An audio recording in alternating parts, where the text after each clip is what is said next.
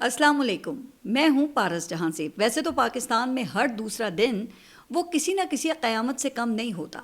कभी देखें ना कि बलूचिस्तान से ख़बरें परेशान करती हैं, कभी फिर खैबर पख्तूनख्वा से कोई बुरी खबर आ जाती है, कभी पंजाब में सीसीडी वो कोई कारनामा कर देती है, और कभी सिंध में किसी इमारत में लगी आग वो क़यामत बन जाती है, और कभी फिर ये महंगाई, बिजली के बिल और सियासी लड़ाइयाँ, ये सब आवाम को ये सोचने पे मजबूर कर देती हैं कि असल क़यामत तो दुनिया ख़त्म होने पर आएगी, मगर छोटी क़यामत हमारी रोज़मर्रा ज़िंदगी में लिखी हुई है। अब आपके इल्म में है ना कि 2012 को तो कदीम माया कैलेंडर की एक गलत तशरीह की वजह से क़यामत का साल करार दे दिया गया था, और आपको ये भी याद ही होगा कि पूरी दुनिया 21 दिसंबर 2012 का इंतज़ार कर रही थी कि उस दिन क़यामत आने वाली है। अब हाँ, ये अलग बात है कि ये पेश गोई फिर गलत साबित हुई, लेकिन अब आपको हैरत होगी कि अचानक मुझे ये क़यामत क्यों याद आ गई है। तो भाई ये सवाल पाकिस्तान के सबसे बड़े सूबे की वज़ीर आला मरियम नवाज़ ने पूछा है।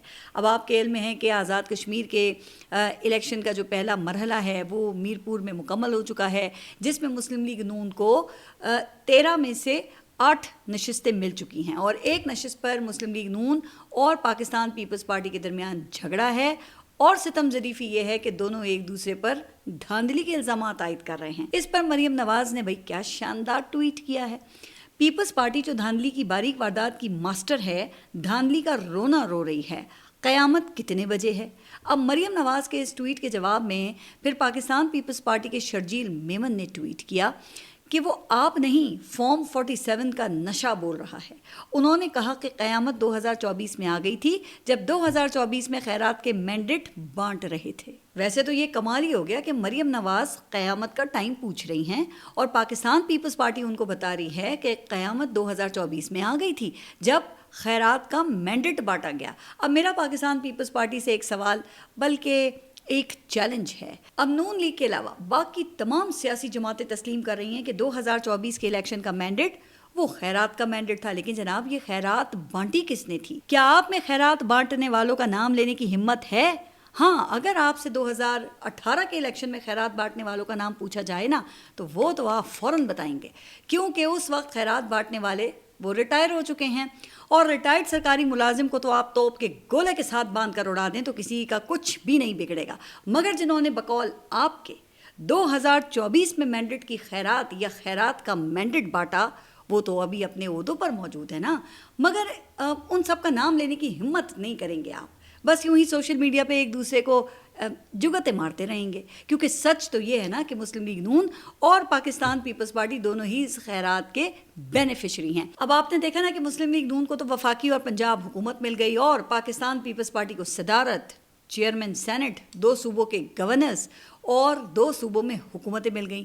तो अब बिलावल भुट्टो, शर्जील मेमन या पाकिस्तान पीपल्स पार्टी का कोई सीनियर रहनुमा ये बता दे कि 2024 में मुस्लिम लीग नून के लिए मैंडेट की खैरात वो किसने बांटी थी, और क्या यही खैरात अब भी बांटी जा रही है? वरना फिर अवाम भी यही पूछने पर मजबूर होंगे ना कि जनाब क़यामत कितने बजे है। लेकिन इससे भी बड़ी खबर यह है कि बिलावल भुट्टो ने आज़ाद कश्मीर के इलेक्शन मानने से इनकार कर दिया है, और चौधरी यासीन के हल्के में रीपोलिंग का मुतालबा भी कर दिया है। अच्छा, अब बिलावल भुट्टो ने कल आज़ाद कश्मीर में खिताब करते हुए फिर ये भी कहा कि अगर कोई वज़ीर आला की कुर्सी संभाल रही है या कोई वज़ीर आज़म की कुर्सी पर बैठा है, तो बच्चा बच्चा जानता है कि फॉर्म 47 की वजह से बैठे हैं। अब देखें ना कि वैसे तो नूरा कुश्ती पर मैं पहले भी एक तफसीली व्लॉग कर चुकी हूँ, लेकिन इस वक्त आज़ाद कश्मीर में ये जिस किस्म की नूरा कुश्ती जारी है ना, इसे देखकर तो वाकई इन दोनों सियासी जमातों की तारीफ करने को बहुत दिल करता है। वाह, क्या शानदार एक्टिंग है। यानी कि अंदर से सबको पता है कि किसको कितनी खैरात मिलनी है, लेकिन इस कुश्ती का मुकाबला यूं किया जा रहा है कि अवाम को वो बिल्कुल असली लगे, और अवाम ये भी ना कह सकें कि 50 रुपए काटो ओवर एक्टिंग के। और भाई अभी तो ये इलेक्शन का पहला मरहला है। अभी 2 अगस्त को मुजफ्फराबाद और 10 अगस्त को पूंछ डिवीजन में इलेक्शन होने हैं, और पूंछ डिवीजन के इलेक्शन वो तो सबसे ज़्यादा हसास होंगे, क्योंकि इस वक्त आज़ाद कश्मीर का सबसे हसास और शोरिश ज़दा इलाका रावलाकोट भी पूंछ डिवीजन में ही आता है, जो इस वक्त तसादुम, गोलियों और लाशों जैसे संगीन इल्ज़ामात की इज्जत में हैं। तो अब 10 अगस्त को यहाँ पर इलेक्शन फिर किस तरह होंगे, ये तो रियासत اور پھر الیکشن کمیشن کو ہی معلوم ہوگا. لیکن اگلے 10 دنوں میں ان دونوں بڑی سیاسی جماعتوں کے درمیان جس قسم کی نورا کشتی اور یہ ڈرامہ ہونے والا ہے نا وہ یقیناً دیکھنے والا ہوگا. لیکن ویسے اگر یہ نورا کشتی نہیں ہے نا تو پھر یہ مزید حیرانی والی بات ہے. اچھا اس پر مجھے ایک مشہور لطیفہ یاد آیا کہ ایک دفعہ کا ذکر ہے کہ ایک آدمی پہلی مرتبہ چین گیا اور پھر سیر کرتے کرتے چین کے سب سے بڑے چڑیا گھر میں چلا گیا. اس نے دیکھا کہ تمام جانور وہاں پر ہنس رہے ہیں مگر گدھا وہ خاموش کھڑا ہے. وہ آدمی حیران ہوا اور ساری رات یہی سوچتا رہا کہ سب جانور تو ہنس رہے تھے لیکن وہ گدھا کیوں خاموش تھا. اس نے سوچا دوبارہ چڑیا گھر جا کے معلوم کرنا چاہیے. وہ آدمی پھر کیا ہوا کہ دوسرے دن دوبارہ چڑیا گھر چلا گیا تو اس نے کل سے زیادہ عجیب و غریب منظر دیکھا. اس نے دیکھا کہ اب تمام جانور خاموش کھڑے تھے مگر گدھا وہ ہنس رہا تھا. وہ پھر بڑا حیران ہوا. اس نے پوچھا کہ کل گدھا خاموش تھا باقی سب جانور ہنس رہے تھے, اب گدھا ہنس رہا ہے اور باقی سب خاموش ہیں. تو پتہ یہ چلا کہ کل لومڑی نے ایک لطیفہ سنایا تھا جس پر سب جانور ہنس رہے تھے لیکن گدھے کو وہ لطیفہ کل سمجھ نہیں آیا. اس کو وہ لطیفہ اگلے روز سمجھ آیا اس لیے وہ اگلے دن ہنس رہا تھا. اب ایسے دیکھیں پاکستان پیپلز پارٹی کے رہنما پاکستان کے ذہین ترین سیاستدانوں میں شمار ہوتے ہیں. جیسے پاکستان کا ایٹمی پروگرام اور 1973 کا آئین بھی وہ اسی جماعت نے بنایا تھا نا جس کو اب زمانہ ایک گزر چکا ہے. لیکن موجودہ پاکستان پیپلز پارٹی کے کریڈٹ پر بھی 18ویں ترمیم جیسے شاہکار تو موجود ہیں. لیکن ہو سکتا ہے کہ 2024 کے الیکشن میں دھاندلی اور یہ فارم 47 کا الزام جو پی ٹی آئی پچھلے 3 سالوں سے لگا رہی ہے نا وہ اب پاکستان پیپلز پارٹی کی سمجھ میں آیا ہے.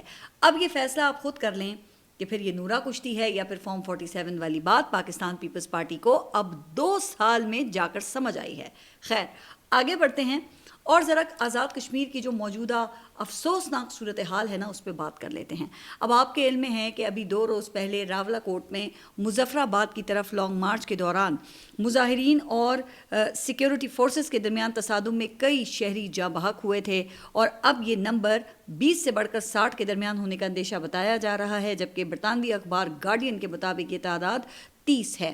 لیکن ظاہر ہے نا کہ نہ حکومت کی طرف سے ابھی تک کوئی آفیشیل کنفرمیشن ہے اور نہ ہی وہاں میڈیا کو کوریج کے لیے جانے کی اجازت ہے. لہٰذا جو اصل تعداد ہے اس کا کسی کو علم نہیں ہے.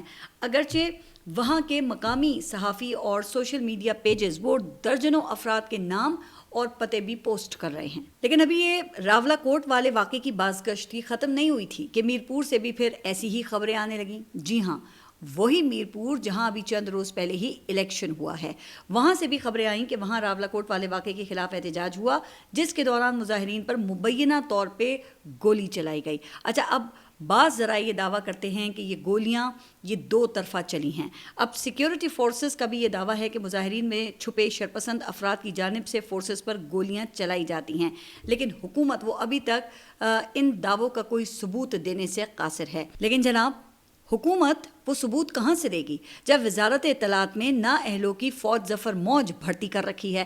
اب جو وفاقی وزیر اطلاعات ہیں عطا اللہ تارڑ ان کی اطلاعات کا عالم یہ ہے کہ انہیں یہی نہیں معلوم کہ آزاد کشمیر کے کن علاقوں میں پولنگ ہوئی تھی اور فائرنگ وہ کہاں ہوئی تھی. اب 2 روز پہلے انہوں نے چپ کر روزہ توڑتے ہوئے بلاخر ایک دھواں دھار قسم کی پریس کانفرنس کرنے کی کوشش کی اور یہ کہہ دیا کہ راولہ کوٹ میں 6 لاکھ افراد نے ووٹ ڈالا ہے. حالانکہ میں دیکھیں ابھی تھوڑی دیر پہلے بتا چکی ہوں کہ راولہ کوٹ پونچھ ڈویژن میں شامل ہے اور یہاں پہ 10 اگست کو پولنگ ہونی ہے.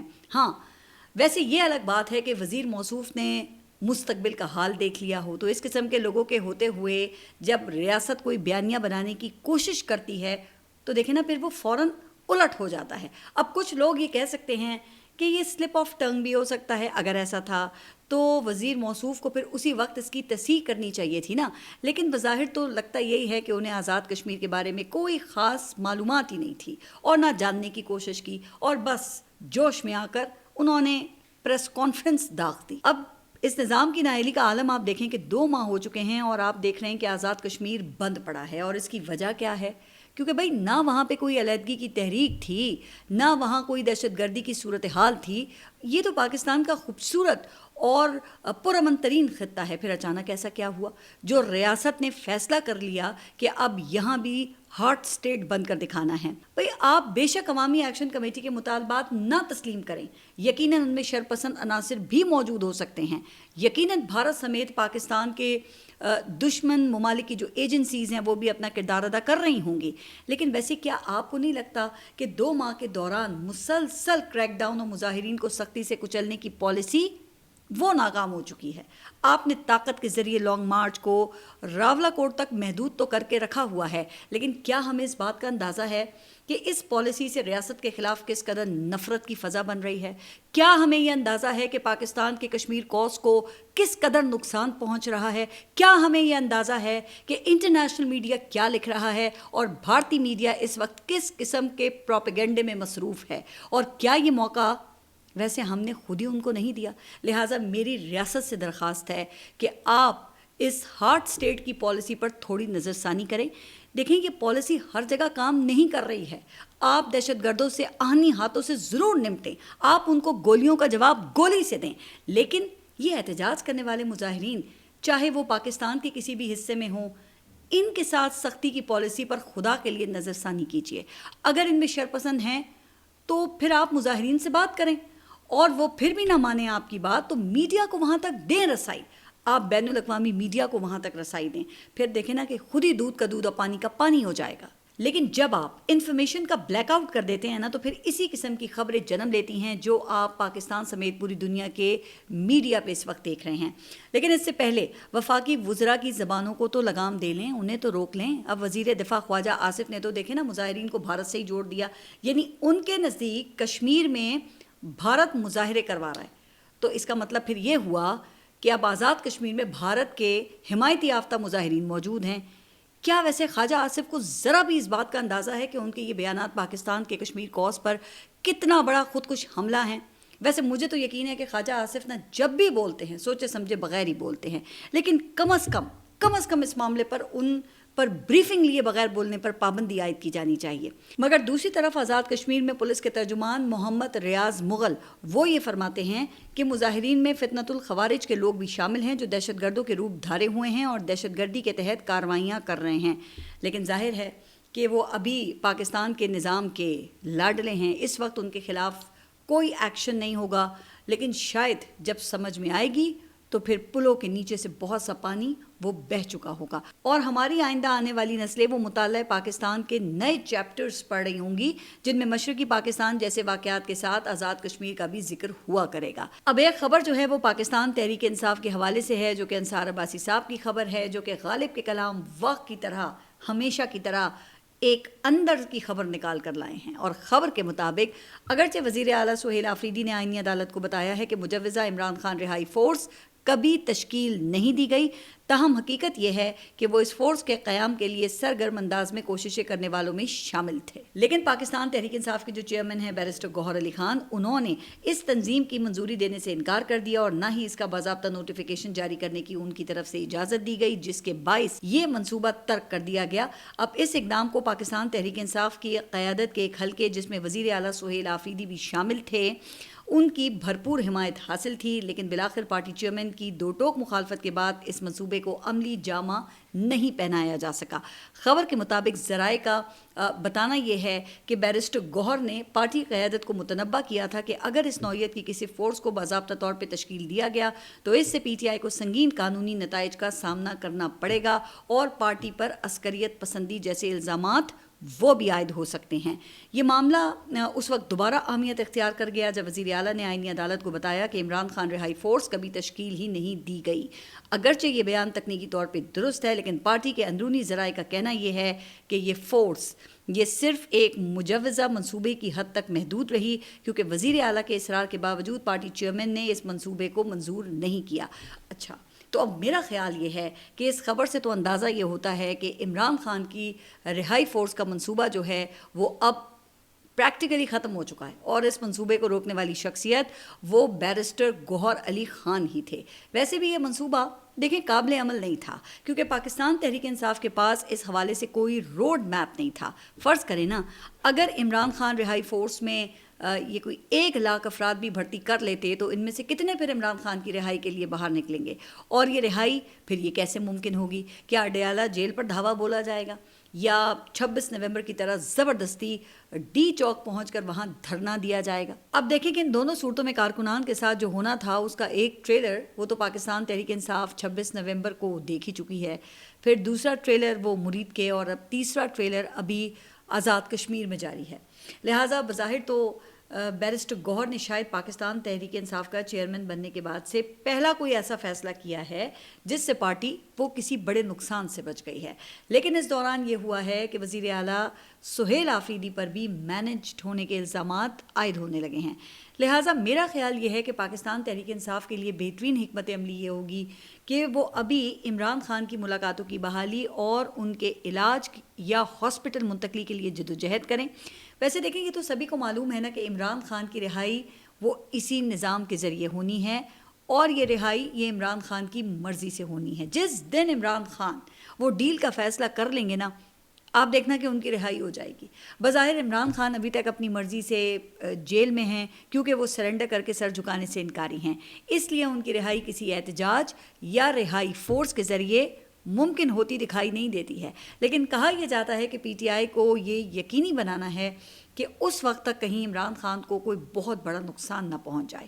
عمران خان کی صحت کے حوالے سے تشویشناک خبریں آ رہی ہیں جن کا میں اپنے ولاگز میں تذکرہ کر چکی ہوں، اور حکومت کی طرف سے ظاہر ہے کہ ان خبروں کی تصدیق یا تردید وہ نہیں کی جاتی ہے، اور نہ ہی حکومت کو یا حکومت کی اس طرف کوئی توجہ ہوگی۔ اس لیے جو بھی کرنا ہے وہ پاکستان تحریک انصاف نہیں کرنا ہے، لیکن ابھی تک آپ یہ دیکھ رہے ہیں نا کہ اس حوالے سے جو بھی کر رہی ہیں وہ علیمہ خان اور عمران خان کی جو باقی بہنیں ہیں وہی کر رہی ہیں۔ اب پی ٹی آئی کی اسٹریٹ موومنٹ کے سلسلے میں بھی علیمہ خان نے کارکنوں سے 3 سے زیادہ مرتبہ خطاب کیا ہے اور کہا یہ ہے کہ 5 اگست کو تحریک کے لیے تیار رہیں، ہر صورت عمران خان کی رہائی تحریک چلانی ہے۔ لیکن اس کے علاوہ علیمہ خان کا مزید یہ کہنا تھا کہ عمران خان کی رہائی کے لیے مزید انتظار نہیں کیا جا سکتا، اور اب ان کی اگلی منزل ڈی چوک نہیں بلکہ اڈیالہ جیل ہے، جبکہ علیمہ خان کے ساتھ پارٹی کی مرکزی قیادت وہ کہیں دکھائی نہیں دیتی۔ لہٰذا ایسی خبریں ہیں کہ پارٹی کے اندر سے ایسے اب سوالات اٹھ رہے ہیں کہ کیا علیمہ خان پارٹی پر قبضہ کرنا چاہتی ہیں، اسی لیے پارٹی لیڈرشپ سائیڈ لائن ہو گئی ہے، اور کیا ان حالات میں 5 اگست کا جلسہ وہ پھر کامیاب ہو سکے گا؟ اور اگر 5 اگست کا جلسہ وہ سیمی فائنل ہے تو فائنل کب اور کہاں ہوگا، اور یہ تحریک علیمہ خان لیڈ کریں گی یا پھر پارٹی کی سیاسی قیادت اس کو لیڈ کرے گی؟ تو اس حوالے سے سہیل آفریدی سمیت پارٹی قیادت کو بہت کچھ بتانے کی ضرورت ہے، اور ہو سکتا ہے کہ جلد ہی عمران خان کی بہنوں کو خبریں ہیں کہ گرفتار بھی کیا جا سکتا ہے۔ آج 4 اکتوبر احتجاج کیس میں علیمہ خان اور عظمیٰ خان کو اشتہاری قرار دے دیا گیا ہے، اور عدالت کی جانب سے ان دونوں کے دائمی وارنٹ گرفتاری جاری کرنے کے بعد جائیدادوں کی تفصیلات وہ بھی طلب کر لی گئی ہیں، جبکہ پولیس نے کارروائی مکمل کر کے رپورٹ جمع کرا دی ہے۔ تو اب پھر دیکھتے ہیں کہ اب حکومت کا اگلا قدم وہ کیا ہوتا ہے۔ اچھا، اب ذرا پاکستان کی مظلوم اور غریب عوام کا بھی تذکرہ کر لیتے ہیں۔ ویسے تو تقریباً میرے ہر ولاگ میں یہ ٹاپک موجود ہوتا ہے۔ تو خبر یہ ہے کہ امریکہ اور ایران کے درمیان مذاکرات کے دوبارہ آغاز کے بعد سے اب تک تیل کی قیمتوں میں 12% تک کمی ہو چکی ہے، لیکن پاکستان کے عوام وہ ابھی تک کسی بھی قسم کے ریلیف سے محروم ہیں، بلکہ حکومت کی جانب سے ملک میں مہنگائی کے 27 شہریوں پر پیٹرولیم مصنوعات کی قیمتوں میں اضافے کی صورت میں مزید بوجھ ہی ڈالا جاتا رہا ہے۔ اب میں نے کل کے ولاگ میں بھی ذکر کیا تھا کہ ڈی ریگولیشن کے نام پر پاکستان میں روزانہ کی بنیاد پر پیٹرولیم کی قیمتیں تبدیل کرنے کا فیصلہ یہ 17 جولائی کو کیا گیا تھا۔ تو اب اس حوالے سے مزید اعداد و شمار پہ بھی بات کر لیتے ہیں۔ 17 جولائی کو پاکستان میں ڈیزل فی لیٹر 323 روپے میں دستیاب تھا، جبکہ 17 جولائی کو ہی پیٹرول کی فی لیٹر قیمت 310 روپے 71 پیسے مقرر تھی۔ اب وفاقی حکومت نے 17 جولائی کے روز ہی روزانہ کی بنیاد پر قیمتوں کے تعین کا اعلان کیا تھا۔ کل پیٹرول کی قیمت میں ایک مرتبہ پھر 75 پیسے کی عظیم الشان کمی کی گئی، اور آج 30 جولائی کو ملک میں پیٹرول فی لیٹر قیمت 335 روپے 6 پیسے میں دستیاب ہے، جبکہ ڈیزل کی فی لیٹر قیمت 390 روپے 62 پیسے کی سطح پر پہنچ چکی ہے۔ ان 12 روز کے دوران صرف 2 بار پیٹرول کی قیمت میں معمولی کمی دیکھی گئی ہے، اور 21 جولائی کو پیٹرول صرف 35 پیسے جبکہ 27 جولائی کو صرف 1 روپے سستا کیا گیا تھا، جبکہ ڈیزل کی قیمت میں 17 جولائی سے اب تک کوئی کمی نہیں کی گئی ہے. حالانکہ پاکستان کی دیکھیں زیادہ تر جو بڑی ٹرانسپورٹ ہے وہ ڈیزل پہ چلتی ہے اور روزمرہ کی اشیاء کی قیمتوں میں اضافے کا تعلق بھی وہ ظاہر ہے کہ پیٹرول سے زیادہ ڈیزل پر ہی ہے. اور یہ اضافہ یہ ایک ایسے وقت میں کیا جا رہا ہے جب عالمی مارکیٹ میں پیٹرول کی قیمت 105 روپے فی بیرل سے 84 روپے فی بیرل تک آ چکی ہے. اور بھئی یہ پیسہ کہاں جا رہا ہے اور کس کی جیبوں میں جا رہا ہے تو شاید یہ ہمیں کبھی معلوم نہیں ہو سکے گا. اچھا، دوسری طرف امریکہ اور ایران کے درمیان مذاکرات آپ نے دیکھا کہ وہ پھر ایک بار کھٹائی میں پڑنے کا اندیشہ ہے، کیونکہ ایران اور حوثیوں کے حملوں کے جواب میں اب سعودی عرب کی ایئر فورس نے عراق پر حملہ کر کے ایران نواز گروپس کو نشانہ بنایا ہے. کہا یہ جا رہا ہے کہ عراق میں یہ حملے امریکی اور سعودی ایئر فورسز کی جانب سے مشترکہ طور پر کیے گئے تھے اور ان حملوں میں کم از کم 20 عراقی جنگجوؤں کی ہلاکت کی اطلاعات سامنے آئی ہیں. ان فضائی حملوں کے بعد صورتحال یکسر تبدیل ہو گئی ہے اور ایک مرتبہ پھر ایران، امریکہ اور عرب ممالک کے درمیان تصادم کا جو خطرہ ہے وہ مزید بڑھ گیا ہے. تو اب دیکھتے یہ ہیں کہ ایران ان حملوں پر خاموش رہتا ہے یا ایران کی طرف سے کوئی بڑا جواب دیا جاتا ہے اور ان حملوں کا پھر مذاکرات پر کیا اثر پڑتا ہے. تو اس حوالے سے میں آپ کو مزید اپڈیٹ کرتی رہوں گی. آپ سب اپنا خیال رکھیے اور اگلے ولاگ تک کے لیے اللہ حافظ.